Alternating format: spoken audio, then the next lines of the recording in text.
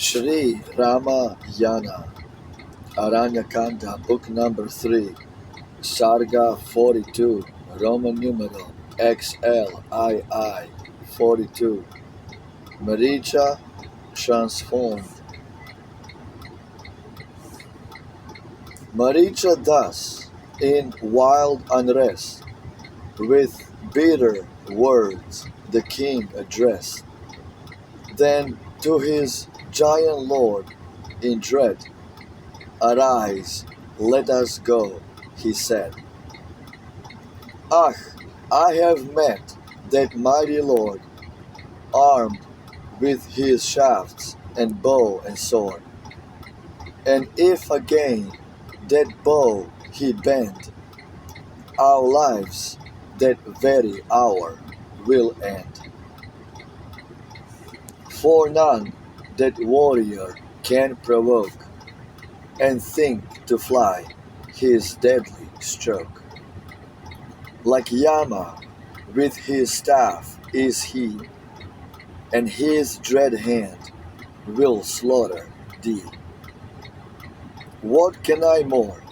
My words can find no passage to thy stubborn mind. I go, great king, thy task to share, and may success attend thee there."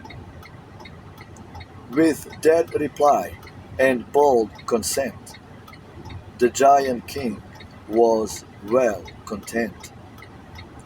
He strained MÁRÍCHA to his breast, and thus with joyful words addressed. There spoke a hero, dauntless still, obedient to his master's will.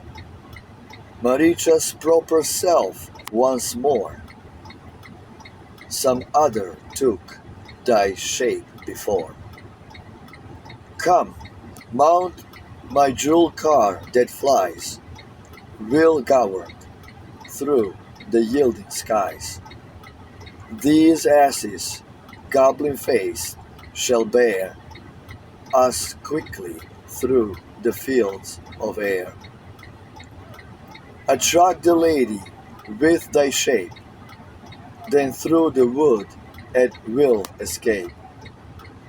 And I, when she has no defense, will seize the dame and bear her thence. Again MÁRÍCHA made reply, consent and will to signify. With rapid speed the giants two from the calm hermit dwelling flew. Borne in that wondrous chariot meet, for some great god's celestial seed. They from their airy path look down on many a wood and many a town, on lake and river, brook and rill, city and realm, and towering hill. Soon he, whom giant hosts obeyed, MÁRÍCHA by his side surveyed the dark expanse of Dandak wood, where Rama's hermit cottage stood. They left the flying car whereon the wealth of gold and jewels shone. And thus the giant king addressed MÁRÍCHA as his hand he pressed. MÁRÍCHA, look before our eyes, round Rama's home the plantains rise. His hermitage is now in view. Quick to the work we came to do. Thus Ravan spoke, MÁRÍCHA heard, obedient to his master's word, threw off his giant shape and near the cottage strayed, a beauteous deer. With magic power, by rapid change, his borrowed form was fair and strange. A sapphire tipped each horn with light. His face was black, relieved with white.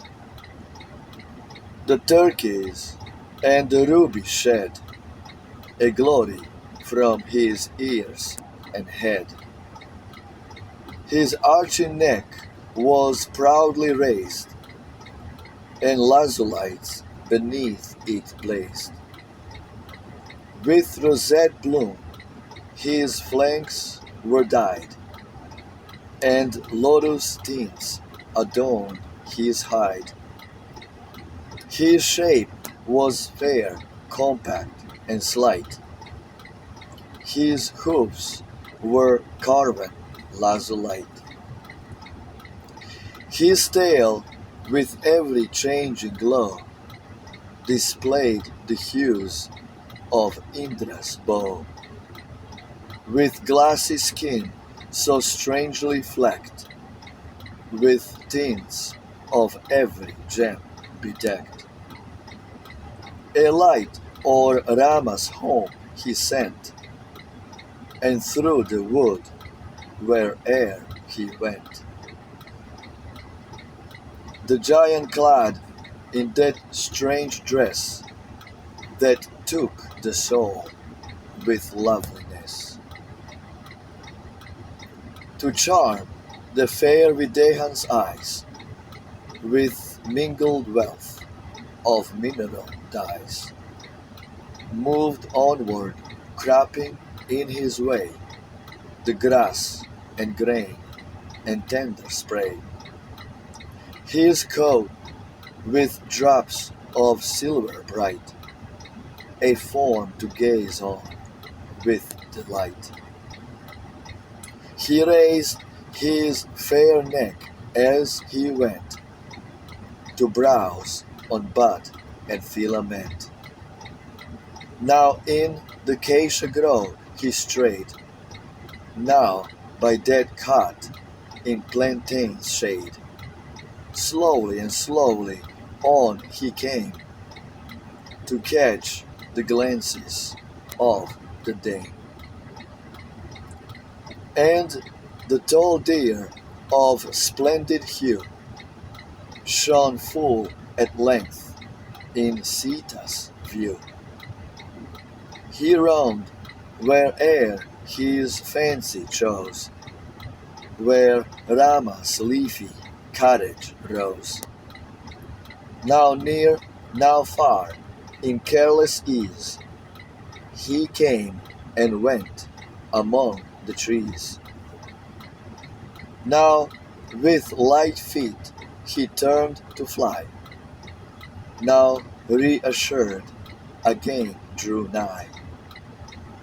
Now gamboled close with leap and bound, now lay upon the grassy ground. Now sought the door devoid of fear, and mingled with the troop of deer. Led them a little way, and thence again returned with confidence. Now flying far, now turning back, emboldened on his former track, seeking to win the lady's glance, he wandered through the green expanse. Then thronging round the woodland deer, gazed on his form with wondering fear. A while they followed where he led, then snuffed the tainted gale and fled. The giant, though he longed to slay, the startled quarry spared the prey, and mindful of the shape he wore, to veil his nature still forbore. Then Sita, of the glorious eye, returning from her task drew nigh. For she had sought the wood to bring each loveliest flower of early spring. Now would the bright-eyed lady choose some gorgeous bud with blending hues. Now plucked the mango spray, and now the bloom from an ashoka bough. She with her beauteous form unmeet for woodland life and lone retreat, that wondrous dappled deer beheld, gemmed with rich pearls unparalleled. His silver hair the lady saw, his radiant teeth and lips and jaw, and gazed with rapture as her eyes expanded in their glad surprise. And when the false deer's glances fell on her whom Rama loved so well, he wandered here and there and cast a luminous beauty as he passed. And Janak's child, with strange delight, kept gazing on the unwonted sight. Absolutely beautiful. SHRI Ramayana. When God walked this earth as if an ordinary man. Jai Shri Ram, Hail Ram, Roma Victa, Victory to Rama. Larger than life, Rome and Christ, Rama and Krishna. Ciao.